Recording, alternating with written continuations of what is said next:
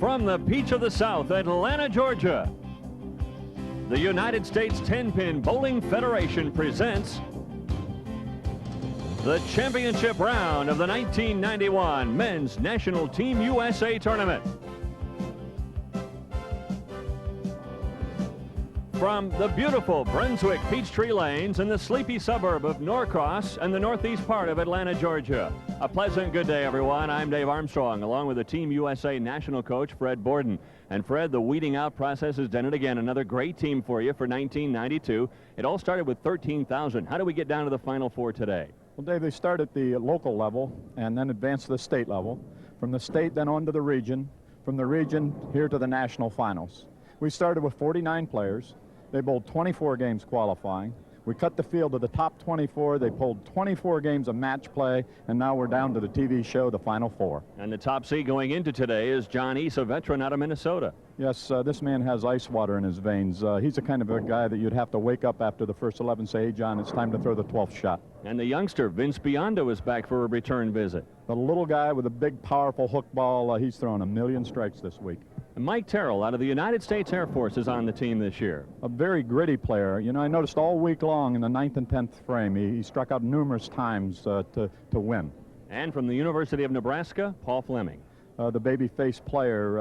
A lot of knowledge, though. I noticed a thing about this young man. Last night, he made a major change with his equipment with 2 games left to go to make the team. It's Terrell and Fleming in the opening match, and Kim Terrell, a ladies professional winner 2 times on the ladies tour, is with us today. She had a chance to visit with both bowlers before today's competition. Well, both players seem to be a little nervous at this point. I think they're just anxious to get started.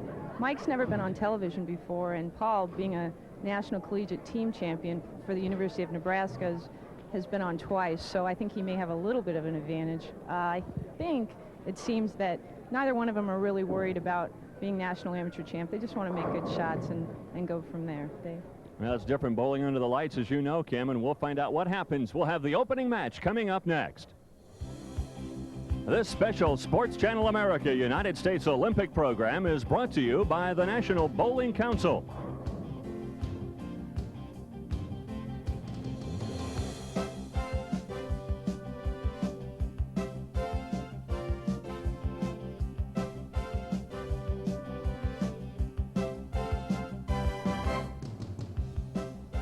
Our opening match, featuring Paul Fleming of Lincoln, Nebraska, and Mike Terrell of Ocean Springs, Mississippi, is coming up next.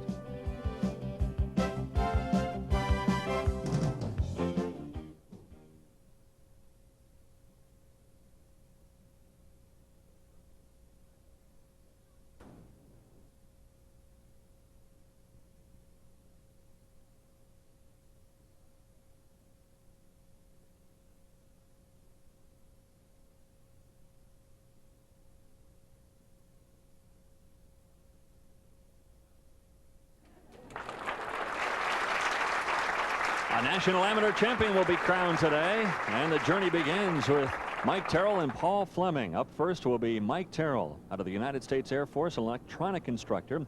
He bowling out of Ocean Springs, Mississippi. Power player. Dave, this guy really gets the ball out over the foul line. Short backswing, lofts the ball out over the foul line, hits up through the ball, puts a lot on it. Just a little light. First shot, pretty good shot though for first shot jitters, I think. Yeah, not too bad at all, and an easy spare for him in his first frame. If you notice now, he's changing balls. He's going to a ball here with a little smoother finish that'll slide and a little more accuracy, a little straighter on the spare shot. The 2-pin remains, but not anymore. An opening spare for Mike Terrell. And up steps Paul Fleming out of the University of Nebraska in Lincoln. Complete different style than Mike. Here's a stroke type player, a fluid swing player, a little higher backswing, coordinated type motion. And he opens a little high. Just laid it a little short, I think. He didn't get through the ball very good on that shot. And it's you got a break. He broke the split up. Leaves the 6-10.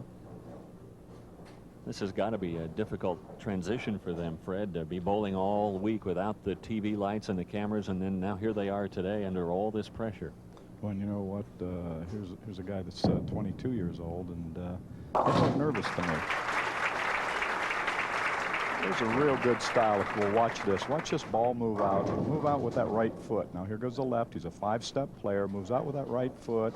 Over top the calf. Up head high. Posts it up at the foul line. A real pure stylist. Swings it through. Lets it roll. This kid's a very bright young star in our sport. Fleming working on a spare in the second. Just doesn't get any purer than that. That's as pure as this kid did all week long. He hit the pocket. Just a matter if he carries. I look for him to get locked into the pocket, with nearly every shot. Terrell will try to answer. He also working on a spare here in the second.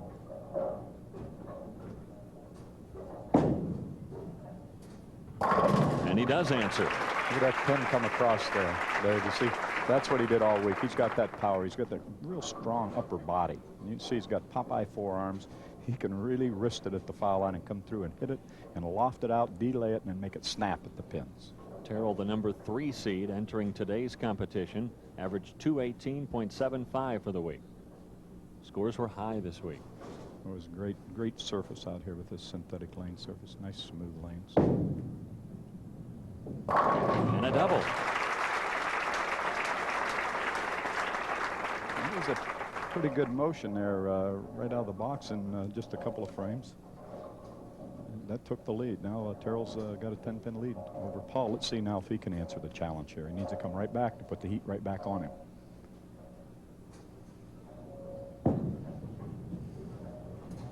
Good adjustment. He was high the first time on that lane and came back and nailed a strike. He also with a double, and we're dead even. Can you believe he threw that shot that pure and that clean, that young age? Wow. It's just fun to know that we've got these players for our Team USA for 92. I should say, a fine team again for 92.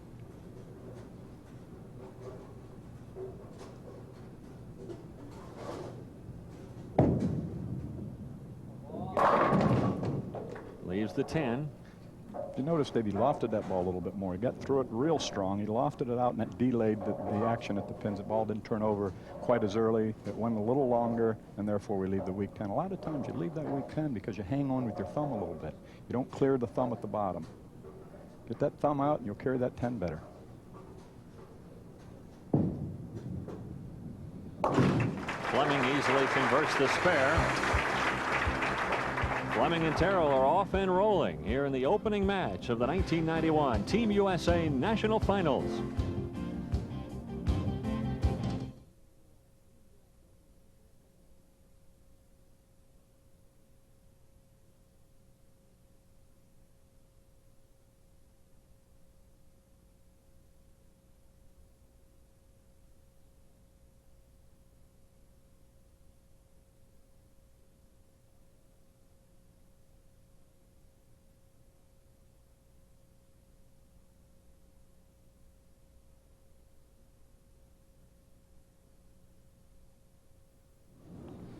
Welcome back to Peachtree Lanes in Atlanta.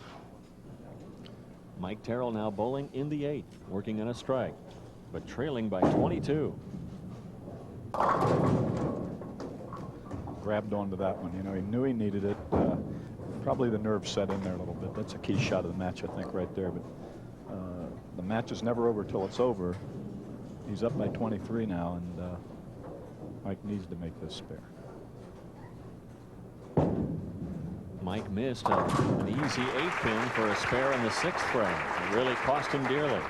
Well, maybe it unnerved him a little also, Dave. I think at that point you could see the next shot, he threw it out. It did get back. He carried a light strike, and then he came back and he pulled that shot. So I think it unnerved him a little. You see what Fleming has done since the 5th frame. Paul's just hit the puck with every shot after the very first frame. And he leaves the 10. He made the proper adjustment, though. He knew he grabbed the last shot. That one he got off his hand clean. When you get it off and let it go a little too quick, you leave the 10-pin. So in the foundation frame, the 9th, desperately needing this spare to stay in the match.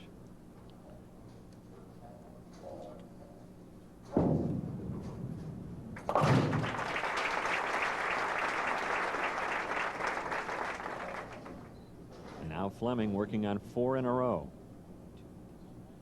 He throws a strike here. This is the lockout strike right here. If he can get up there and throw this shot, he'll advance to the next match.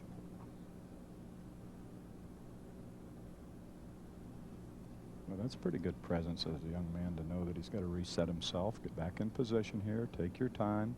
Your first time on national TV? I'm impressed.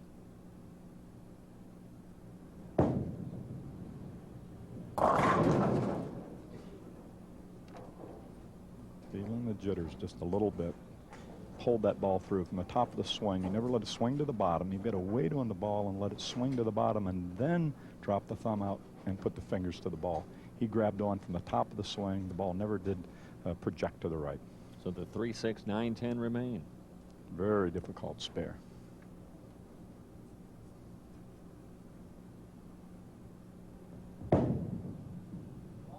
Whoa, he did it wonderful. Perfect. And if you notice, he arced that ball out far to the right and snapped the fingers a little bit harder to make sure that it hooked back and carried that sleeper. That may be the key shot of the match. Watch this shot. He really snapped the fingers there. Did you see that arm snap? So now the ball arcs out farther to the right, out by the 6 pin. Now here it comes. It's making its turn back to carry that sleeper. That sleeper is the key there.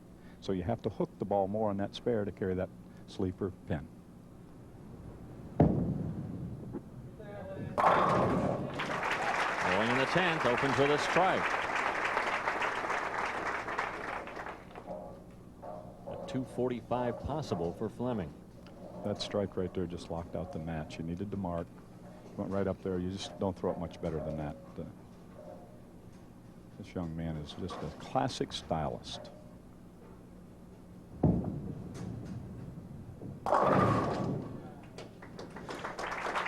Leaves the 1-2, but didn't need any more than that. A little bit of probably a letdown. He knows mathematically he can't lose the match, so he just went up there and sort of, whew, I got this first one under my belt.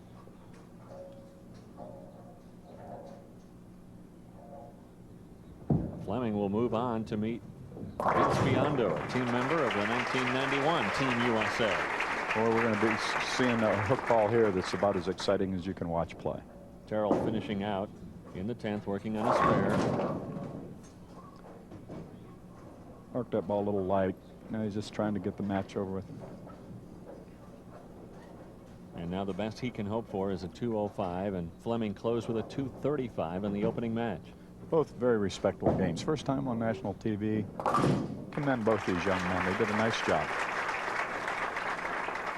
Earlier this summer in Los Angeles, some of the today's players competed in the Olympic Festival. And let's take a quick look at how this event transpired.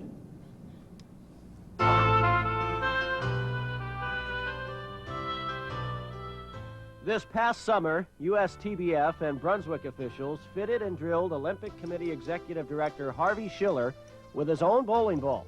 And Dr. Schiller immediately put his new ball to work as he opened the bowling competition at the Olympic Festival in Los Angeles. And the former league bowler didn't let his new teammates down either, as he rolled a strike on his first ball. And just for good measure, Schiller then proceeded to roll another strike. The bowling competition covered 5 days with the top 16 men and women finalists from last year's Team USA participating. Here's a look at the gold medal winners from the U.S. Olympic Festival.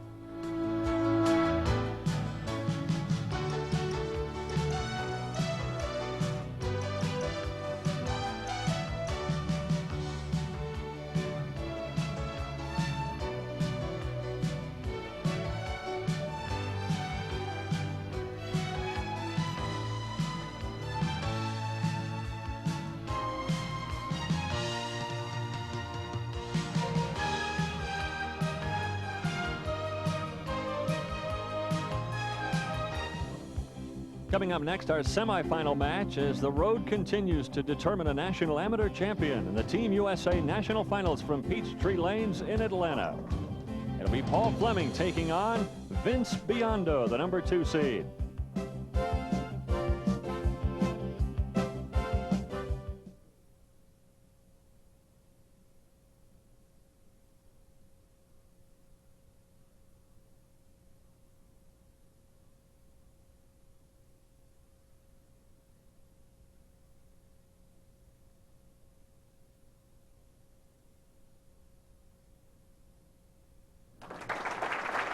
Paul Fleming, a winner of match 1, helped by a 4-bagger in frames 5 through 8, defeats Mike Terrell 235 to 214. Now he'll meet Vince Biondo, the number 2 seed. Biondo bowling for the first time on this pair today. Kim Terrell, how does he feel going into this match? Well, after talking to Vince a little bit during the practice, he wasn't real comfortable, but it seems that he's figured him out a little better, and I think he's ready. Fred, we watched him in practice experimenting a little bit with 2 different balls. Yes, he's used a gray ball, and now he's changed back to the red ball. I think he's chosen to go ahead and throw the big hook. There it is. Started the match. You can see that power. A nice start for Vince Biondo. You know, it's fun with Vince, too. It's so fun to work with this young man. He was awarded the 1989 Outstanding Student of America Award. He's a very bright young man. He's fun to be around. You talk to him in 20 seconds, he gets a picture and goes and puts it right out to use in his game. Fleming up in the first. Oh, he is still hot. Fleming, who opened with a 235, starts with a strike here in match number 2. And you know, Paul came out of the YABA program, the Young American Bowling Alliance, and see this young man get locked right in there and shoot 235, get up in his first shot. You don't throw it any purer than that. He reminds me of a lot of last year's player, Steve Klumpkin, the same kind of style.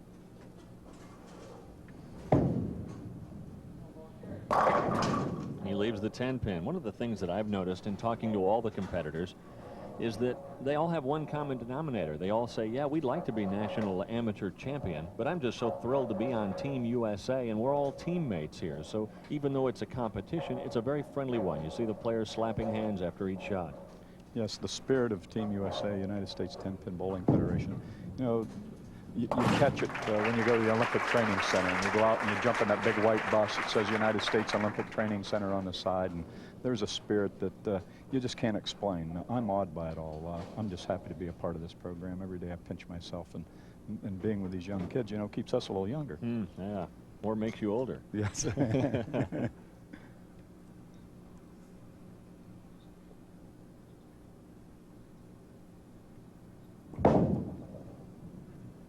Biondo working on a strike, and he, like Fleming, leaves the 10 in the second.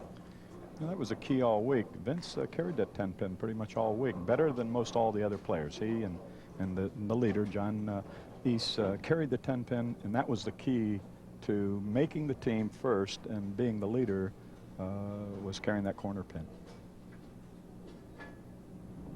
You were saying yesterday that the key really to bowling is to be able to carry those 7s and 10s, and that the adjustments that you have to make are so fine in trying to be able to do that.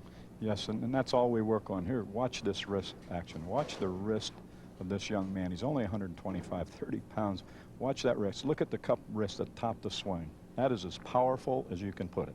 Comes down to the bottom. Look at the elbow and the wrist snap through the ball.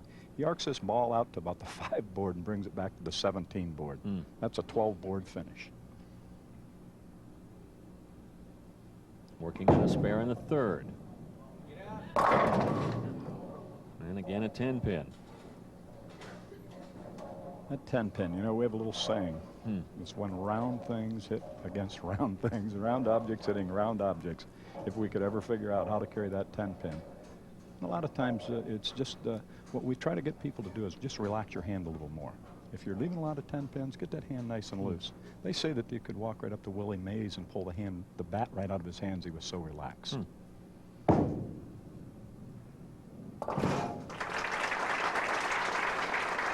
There's that first shot. See how wide it is? It's out there at the 4 or 5 board. Now it's coming in the back door. We call this swinging in the back door. All week that shot carried that 6 just wrapped up around the neck of the 10-pin. If it had got sideways there, it would have snapped the 10 out. That'll be the key. Let's see if he can get off his hand a little cleaner.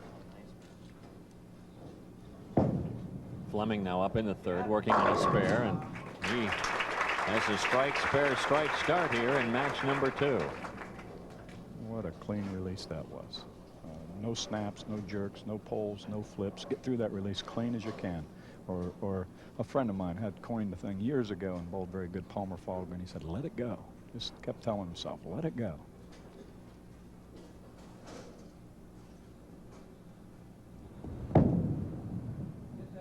That one a little high, leaves the 6-10. Mentally, for a Biondo coming in with those two 10 pins in frames 2 and 3, mentally, how does he recover? You know, physically, you've talked about physically what he has to do, but mentally, how does he recover from those two frames? He's working on his sports psychology psych right now. You know, the mindset. He's talking himself into a great performance. This young man handles the stress very well. I noticed that at the Olympic Festival. Got in a little bit of trouble. Shot 130 game. I thought, uh-oh. Boy, he bounced right back with 240 next game. So he's very good in his mental approach to our sport. Biondo now up in the 4th, working on a spare. Trailing by 1.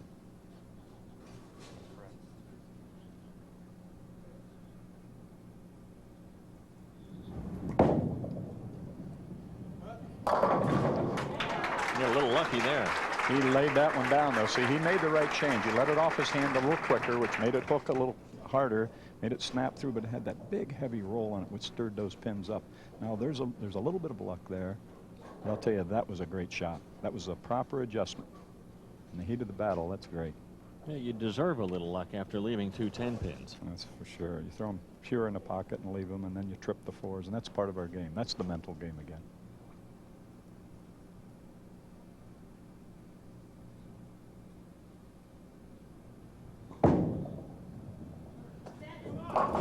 That one high, and no fortunate outcome that time for Vince Biondo. I don't know that Vince really ever got comfortable in practice, Dave. I think he was a little confused in practice. He hit up on that ball real hard, trying to keep it on line. He was a little concerned, probably that 10, and he hit up on the ball, which made it hook early. That's what bowlers refer to as the Greek church. Grandpa's teeth. Vince Biondo with an open in the 5th. Paul Fleming still on a roll as he was in match number 1. Fleming and Biondo, the conclusion of the match, coming up next from Peachtree Lanes in Atlanta.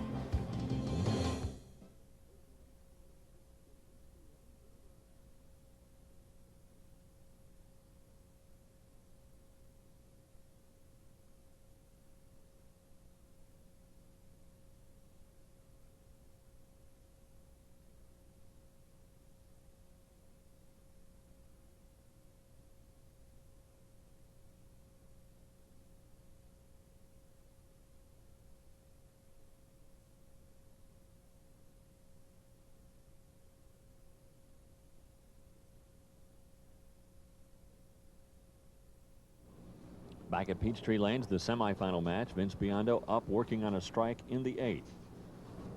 Trailing by 23. That'll catch up in a hurry. Isn't that something? This young man's been lost, and here it is. This is a do-or-die strike. He goes right up there and throws as pure a shot as you can throw to keep himself in a match and cut it right down to 13 pins. I was asking Vince before the match, does he watch the other bowler during these competitions, this head-to-head? And he said you try not to, but it's impossible. Yeah, it really is. You know, if you see your opponent throw one through the nose and hit a high strike and cave them in, you know, your emotions just can't help but run away with you a little bit. So we teach our players sort of get into their own thought process and just worry about what they're doing. And 3 in a row for Biondo to pull to within 3. We have us a match here, ladies and gentlemen. This young man now needs to put the heat right back on Vince. Vince just loosened up, and I wouldn't be a bit surprised if you don't take 3 out in the 10th. So. Fleming now up in the 9th, working on a strike.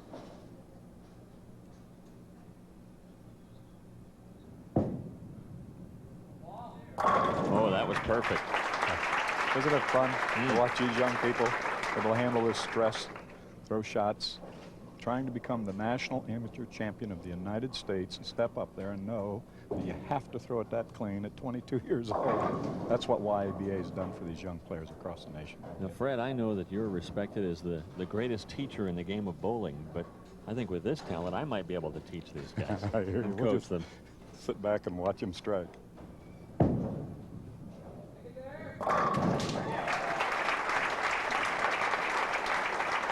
3 in a row now for Fleming. That one comes, the opening ball in the 10th frame. Leading now by 23. Biondo looking on, checking the score to see what he'll have to do in his 10th frame. He needs the count here to win. goes the big count, 9-pin count, he's going to advance and play for the National Amateur Championship. He's got 8. He needs 1 more. That just opened the door. Open the door for Vince Biondo to advance.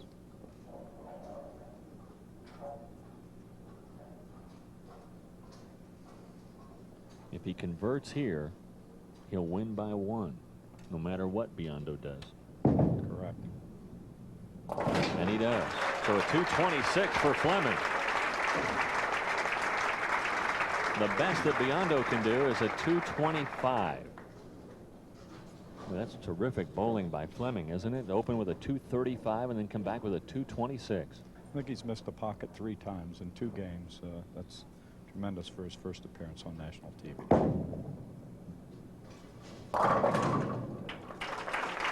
Biondo crosses over on the Brooklyn side.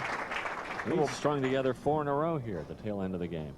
He just sort of walked up and let that one roll. He knows the match is over and got the big hook. As soon as you let up on your speed a little bit, that ball snapped much harder. And speed controls the big thing for Vince's game.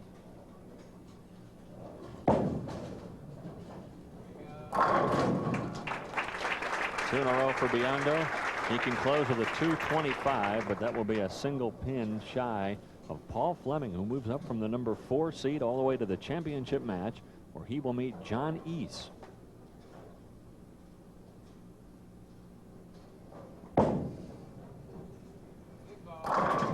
A 225 for Biondo. Fleming wins by 1. Paul Fleming, 226. Vince Biondo, 225. Fleming will move on to meet the veteran, John Eiss, a 38-year-old bowling proprietor out of Minnesota. Once again, Fleming wins by 1. More bowling from Peachtree Lanes in just a moment.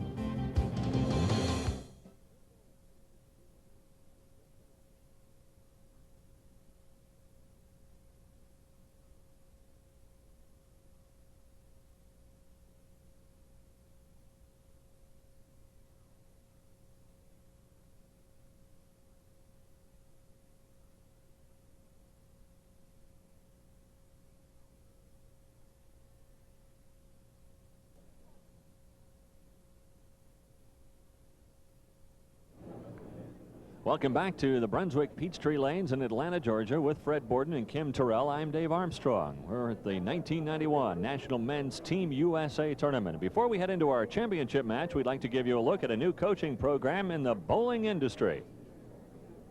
Unlike golf, where virtually every golf course has a teaching professional on hand, bowling has long suffered from the lack of available coaches.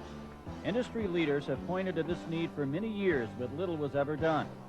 That situation is rapidly changing, however, as the United States 10-Pin Bowling Federation has implemented a certified coaching program for beginner, intermediate, and advanced players.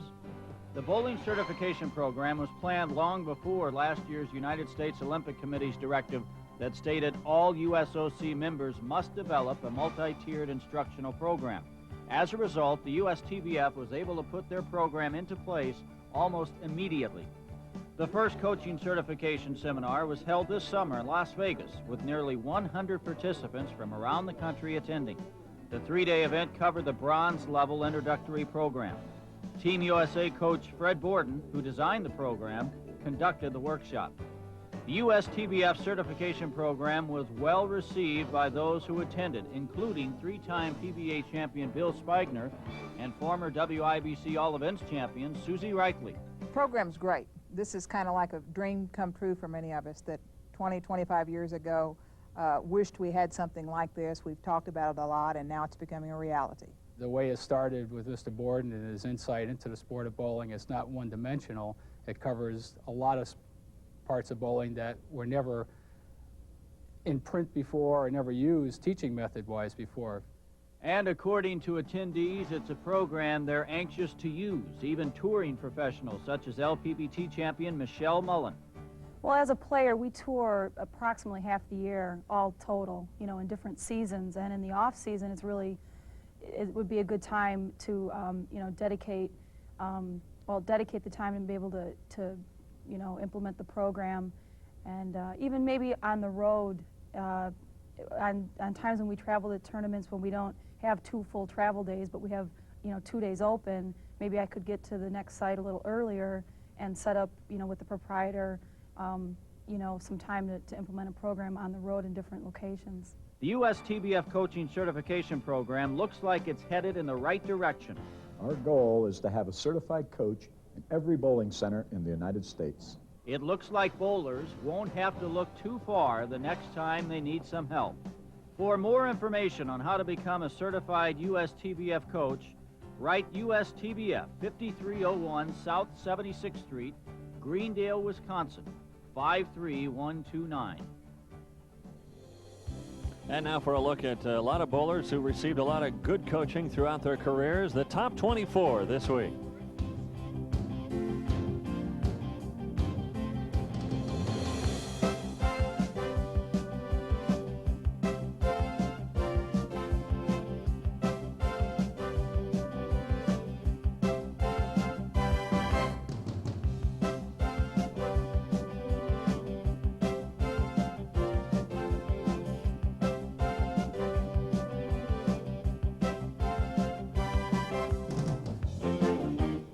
We're featuring the top 4 today, but these two also make Team USA for 1992. A returnee for you, Fred, Patrick Healy out of Niagara Falls, New York. Yes, we were in fear that Pat wasn't going to make the team again after 2 rounds in the match play. He dropped all the way to 14th.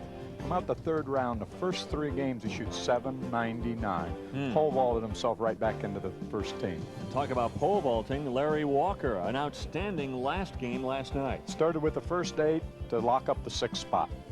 So congratulations to Patrick Healy and Larry Walker, also members of Team USA 1992. Bowling Magazine, the official publication of the American Bowling Congress, sponsored this year's Sportsmanship Award. Chris Fortune of La Palma, California, was selected by the players. Making the presentation was ABC past president Max Skelton, along with assistant editor of Bowling Magazine, Mark Miller. Coming up, our championship match featuring Paul Fleming out of the University of Nebraska and the veteran John Eiss out of Brooklyn Park, Minnesota.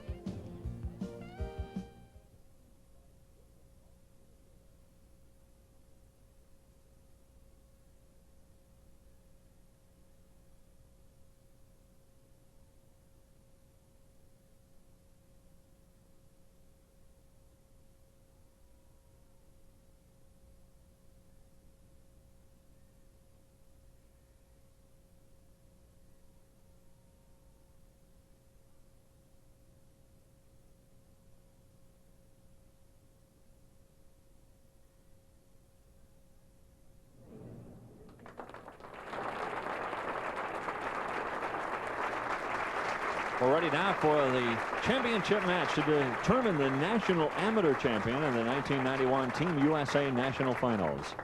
Paul Fleming working his way all the way from the 4 seed through 2 matches, rolling a 235 and a 226, will take on John Eiss, who has used a conservative style to get to this championship match. And Kim Terrell, you were saying that Eiss may be a little injured coming into this match. Yeah, I was talking to him during practice, and he said that he really tore up his thumb right around the joint, so he's a little concerned. I don't think it's bleeding, but it's hurting pretty bad. Fleming opens on the Brooklyn side, a strike to begin the championship match. This man that's about to throw now, it's unbelievable to think that, a lot of people never shoot 700 in their life. Well, he shot 801 right-handed and turns around and shoots 715 left-handed. Amazing. Is that talent?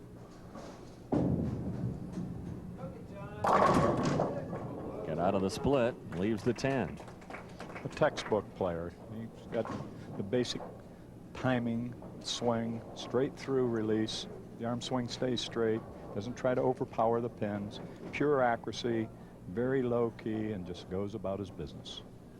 He told me he was too old to have the cranking style of today's players, and maybe a nervous miss in frame number 1.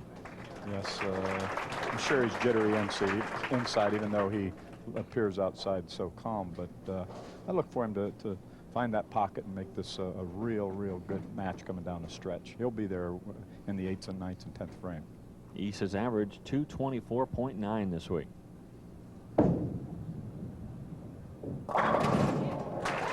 And he comes in with a strike in the 2nd frame. see here if Paul can take advantage of that lucky Brooklyn shot here. Put a little more pressure. He's got an 11-pin lead. He can move that right to 20, 21 pins.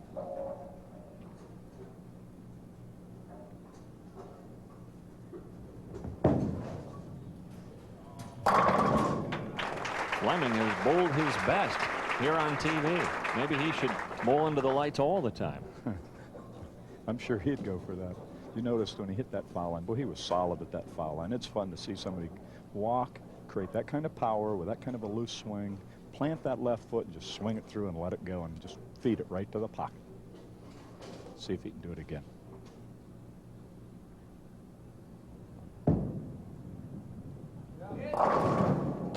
And 3 in a row to start the championship match for Fleming. He looks so smooth, Fred.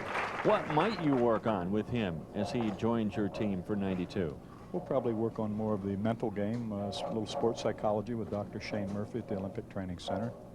Talk to him about playing lanes and bowling equipment, not the physical game. He's got a great physical game. And on the Brooklyn side, Eiss strikes.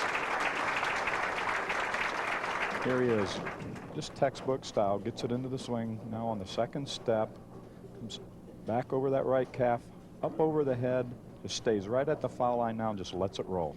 Just stays right there. Doesn't try to. Eiss, 38 years old, his wife and daughter with him here in Atlanta this week. Said that's really been a calming influence on him. Yes, he falls into a pattern, baby. He just gets into a pattern. He knows his tempo. He stays in his tempo. Even when he's moving around, if you notice, he's slow moving, sitting down. When he picks up his towel, sort of got that drum beat, that inner drum beat's very, very attuned, and he just stays there shot after shot.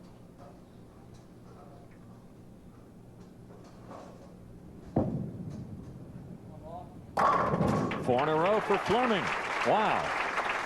I think this young man's looking at that National Amateur Championship saying, that belongs to me. Let's see, though. We've got a 4-bagger, an open 3-bagger, so we've got us an exciting match on our hands. Fred, we talked about 6 members on the team. What goes with being National Amateur Champion other than being able to call yourself that? Well, if we were to be in the Olympics, the National Amateur Champion would be the representative in the Olympics. So the #1 seeds, just a tremendous, tremendous asset for a man's career also. 5 in a row for Fleming.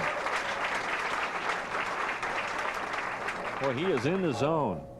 Yes, and you know, that's what we work on at the training center. We out there, yeah, getting in that zone, trying to get in that zone and stay there and use that mental little voice in there talking to yourself, trying to keep that tempo right there and keep throwing that ball in the pocket. A little high on the head pin, and Eiss leaves 5. I noticed John's sort of hanging onto the ball a little bit more today. Looks like he's got a little bit of the TV jitters. It's not as smooth. He's not as smooth right now as he was all week long. So, you know, he's been waiting here in the wings while everybody's bowling. Paul knows what the lanes are doing, so I think that's a big advantage right now.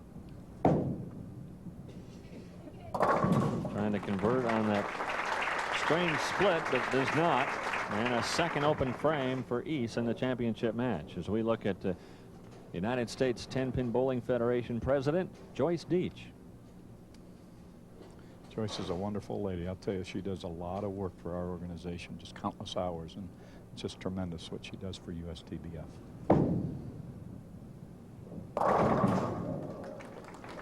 Eiss tries to mix it up and leaves the 7. Got that off his hand clean. He got through the ball a little bit better, got off his hand. Sometimes when it's not going quite right, you don't get the break either. He just never got the pins to bounce off domino fashion over there and carry that 7 out.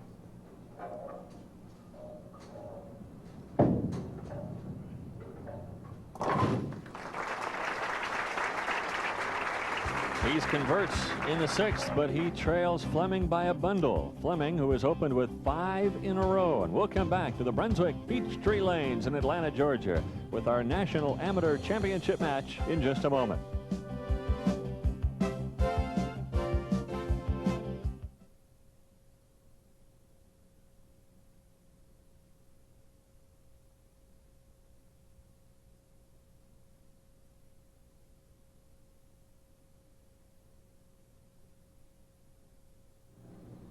And the executive director of the USTBF, Jerry Koenig, on hand here today at the Peachtree Lanes in Atlanta, Georgia. With Fred Borden and Kim Terrell, I'm Dave Armstrong. And Kim, an update on John Eiss and that thumb. Well, it really looks like John's thumb is bothering him. He seems to be hanging on the ball a little bit too long, and it's probably pretty painful. It's an open cut. I'm sure it's hurting him quite a bit. Dave? Eiss working on a spare in the 6th, has 92 through 5, and Fleming has quite literally been on a roll with 5 in a row to open the match. 235, 226 in the first 5. That's quite a performance here to win the National Amateur Championship. And perhaps gets a bit fortunate as he hits it dead on to avoid a split. So after 5 in a row and an 8 count for Fleming in the 6th frame. Now he's going to try to flatten this ball out a little bit, not throw as much hook, so that we can cover both pins. If you throw the big hook on this, and you can snap that front pin off that back pin very easily. Covers it beautifully.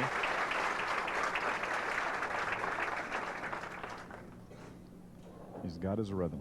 He's into that rhythm. 46 pin lead for Fleming. He's a nice young man. You know, I watch him all week. He's got a very pleasant way about him. In the bus going back and forth, talking with the other athletes, he's just going to be a great asset to be the National Amateur Champion if he holds up in this match. Looks like he's holding up fine. Can't get any better than that, does it? Is that fun to watch when somebody can throw that ball in that pocket? The 10 pins just virtually disappeared. It hit the pocket, just disappeared 10 right in the pit. Does he have somewhat of an advantage being able to bowl all day today on this championship pair? Yes, most definitely. You know, when you get dialed into that pair, he knew what ball, he knew where to play the lanes. The player that's waiting in the wings comes into the match a little bit, just has that little question in their mind. Am I going to figure the lanes out? But I think in John's case, you know, he's got that raw thumbs tore up. There's nothing worse in our sport than to have a tore open thumb where you can't feel the ball, the pain. And that's what bowling is. It's a feel of that ball on your hand. The 2-8. What a nice spare. He's hanging in there. He's a very cool customer. This kind of a match is good. Look at this, right dead on the nose. Now you miss an inch and a half right, an inch and a half left, you miss that spare. So that's the kind of accuracy from 60 foot these players have. And it comes back with a strike in the 8th. There's the John Eiss that we know. Let it go a little cleaner. Eiss last night in the final match of match play against Vince Biondo was quite a performance at 235 to 225. They went right down to the 10th frame. To be the #1 seed here today. Fleming says, give me that National Amateur Championship. Oh, and to see a young man play like this, and I'll guarantee that John Eiss will be a calming factor on our team. He's the oldest player on the team at 33 years old. And when you say you've got these kind of players, and we have all 6 players. I mean, all 6 players, it's just a matter of who carried the corner pins was going to be on the show playing here today for this title. Fleming leaves the bucket in the 9th.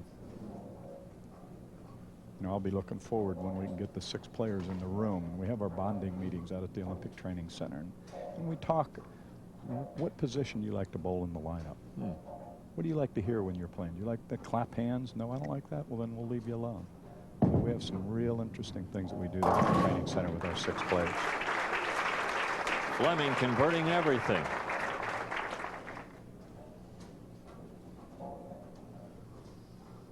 So he just flattens this out, throws it harder, puts it on line, hits that lead pin, and just covers all 4 with the ball. He's trying to stay mathematically in this match. Mathematically, Paul is the National Amateur Champion, but I'll guarantee that John's going to throw these shots here to the best of his ability. His pride's still on the line. He still wants to put a respectable score on the board, and he can finish here with a 5-bagger.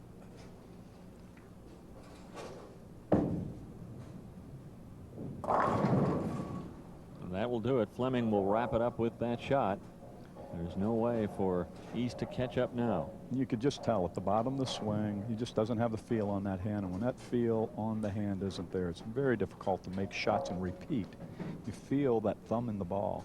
You get to the bottom of the swing, you must feel your thumb release out of the ball, and the fingers feel the pitch of the ball out on the lane surface. And he's lost that feel. So John Eiss will finish second, the runner-up to Paul Fleming, who will roll out the string in the 10th frame. Possible 254. There'll be some happy people at the University of Nebraska. Cornhusker fans will be smiling. Right in the midst of a football season, they can celebrate a bowling championship. So I think the bowling gods was on Paul's side. He just threw the Brooklyn shot there. When it's happening, it's happening. And some days you can't buy a strike, and then some days everything falls.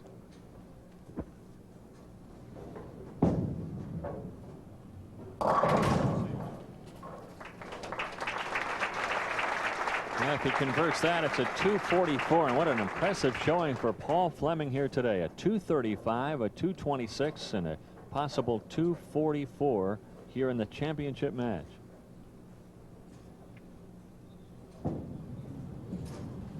And there it is.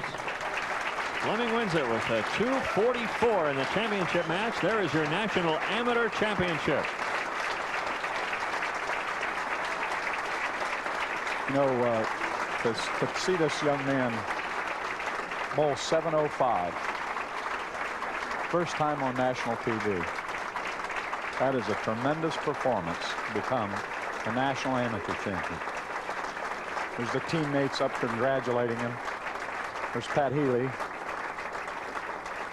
the executive director, shaking his hand. This is a very good moment for this young fellow. Well, an impressive showing for Paul Fleming. An easy winner in the championship match over John Eiss, who struggled with that open in the first and another open in the 5th and 10th frames. And Paul Fleming was not to be denied here today. We'll come back with the awards presentation to Paul Fleming, the National Amateur Champion for 1991.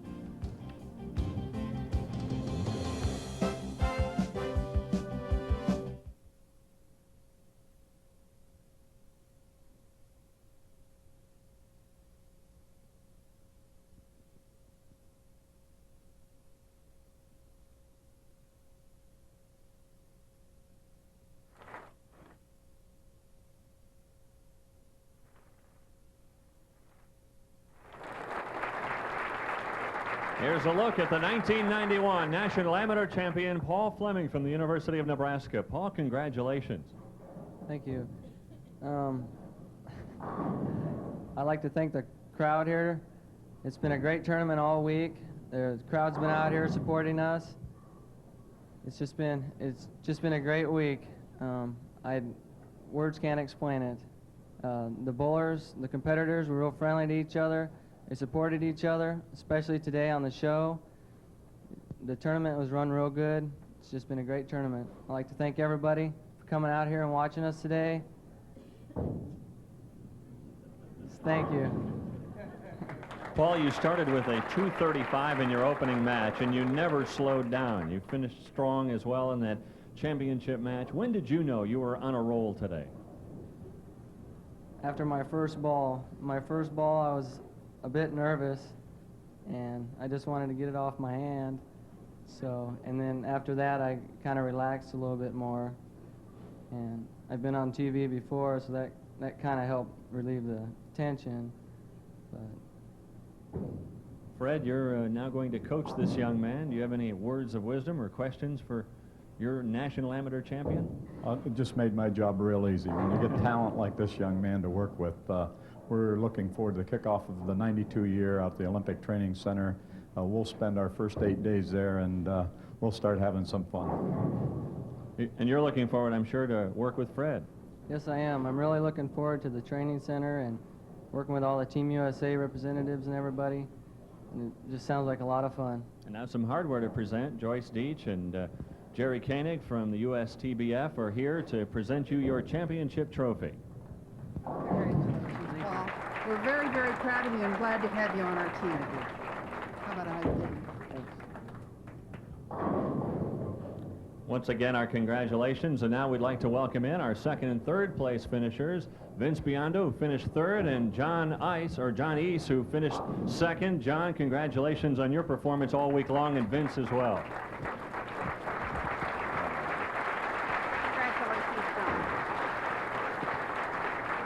Fred, you've got a strong team for 1992. Look at this, and I can, you know what, I don't have to look up to them, look right in their eye. I'll tell you, I'm just glad to be with these young people. They're the greatest players in the United States right here, standing right here. It's going to represent our country in 1992.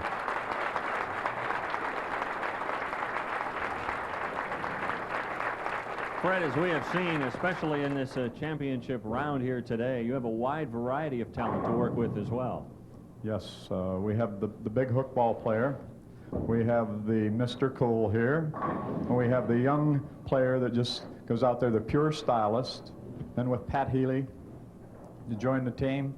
And our other two players, you know, we have 6 real strong players. It's just going to be fun. We're just going to sit back, and when they play with the kind of experience these people have from their collegiate program, from the YABA program, from all the tournaments they've played, our job's going to be fun just to watch them go out and just bring home the gold. Paul, one more comment from you. What's it feel like to be national amateur champion? Feels great. I think that sums it up. Yeah. Congratulations to all our competitors here today. For Fred Borden and Kim Terrell, I'm Dave Armstrong saying so long from Peachtree Lanes in Atlanta, Georgia. Hope you've enjoyed today's show. Once again, your 1991 National Amateur Champion from the University of Nebraska, Paul Fleming.